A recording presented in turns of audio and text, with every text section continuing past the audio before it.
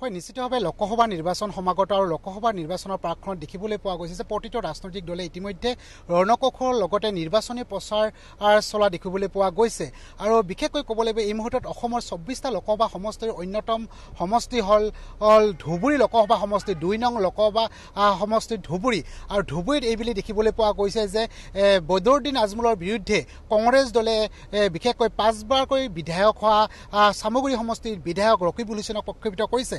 আৰু মোৰ সৈতে এই মুহূৰ্তত ৰকিবুল হুছেইন আছে আৰু মই পোনে পোনে ৰকিবুল হুছেইনৰ পৰা কিছু কথা মই জানিবৰ কাৰণে চেষ্টা কৰিম। মই আপোনাৰ পৰা জানিব চেষ্টা কৰিছোঁ যে বিধায়কৰ পৰা সাংসদলৈ যাত্ৰা অৰ্থাৎ দিছপুৰৰ পৰা দিল্লীলৈ যাত্ৰা কেনেকৈ মন মেলিলে আপুনি?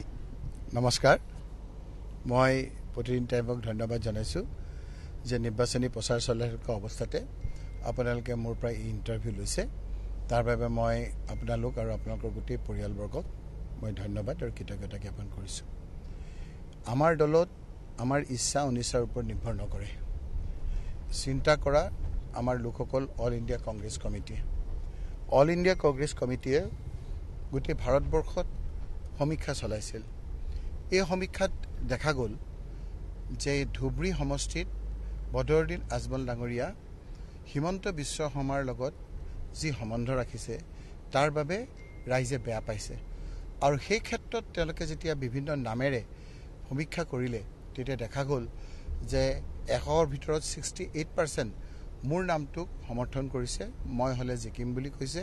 আৰু সেই কথাখিনি মোক কৰ্ণগোচৰ কৰি মোক নিৰ্দেশ দিছে যে বদৰুদ্দিন আজমল ডাঙৰীয়াক হৰুৱাটো আমাৰ প্ৰধান কাম হ'ব।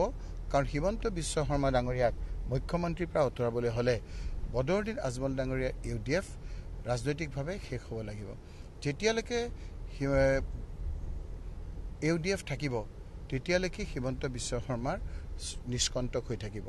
সেইকাৰণেই 2026ক আমি লক্ষ্য কৰি 2024ত যাতে হিমন্ত বিশ্ব শৰ্মাক পৰাভূত কৰিবৰ কাৰণে UDFক ৰাজনৈতিকভাৱে নিষেধ কৰিব পৰা যায়, সেইকাৰণে মোক ধুবুৰীত মনোনীত কৰিছে। আৰু আমাৰ দ্বাৰা যদি বদৰুদ্দিন আজমল ডাঙৰীয়াক নিষেধ কৰিব পৰা যায় তেতিয়াহ'লে আগন্তুক দিনত হিমন্ত বিশ্ব শৰ্মা যে ক্ষমতাৰ পৰা আঁতৰিব সেই কথাটো দিনৰ পোহৰৰ দৰে স্পষ্ট। আৰু ইয়ালৈ আহি আমি এতিয়া যেতিয়া দেখিছোঁ সেই কথাটো আখৰে আখৰে আমি প্ৰমাণ পাইছোঁ। সমীক্ষাটো সঁচা হৈছে। প্ৰায় 70-75% লোক আজি আমাৰ পক্ষে আহিছে। আৰু হিমন্ত বিশ্ব শৰ্মাৰ বধুভাই এইবাৰ যে এই সমষ্টিৰ পৰা বিদায় ল'ব সেই কথাটো দিনৰ পোহৰৰ দৰে স্পষ্ট হৈ গৈছে। দেখিবলৈ পোৱা গৈছিল যে সমষ্টিৰ বিভাজন যি হ'ল এই সমষ্টিৰ বিভাজনত কিন্তু দেখিবলৈ পোৱা গৈছিল যে বৰপেটা লোকসভা সমষ্টিত কেইবাটাও সমষ্টি বিশেষকৈ ধুবুৰীৰ লগত সংলগ্ন কৰি দিছে। ইয়াৰ কাৰণে প্ৰধান কাৰণটো বদৰুদ্দিন আজমলৰ কাৰণে হিমন্ত বিশ্ব শৰ্মাই এই নতুন কৌশলটো তৈয়াৰ কৰিছিল নেকি? মানে আপোনালোকো আমি যিসকল সচেতন নাগৰিক, যিসকলে আমি এই সময়খিনিত আমাৰ 2001ৰ চেঞ্চাছ মতে আমি ডিলিমিটেশ্যন বিচৰা নাছিলোঁ। সেই ডিলিমিটেশ্যনটো হিমন্ত বিশ্ব শৰ্মা ডাঙৰীয়াই ততাতৈয়াকৈ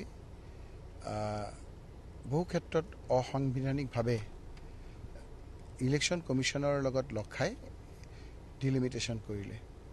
এই ডিলিমিটেশ্যন কৰাৰ পিছত মুখ্যমন্ত্ৰী ডাঙৰীয়াই দেখিলে যে বিভিন্ন জাতি ধৰ্ম সম্প্ৰদায়ৰ মানুহে তেওঁক বেয়া পাইছে।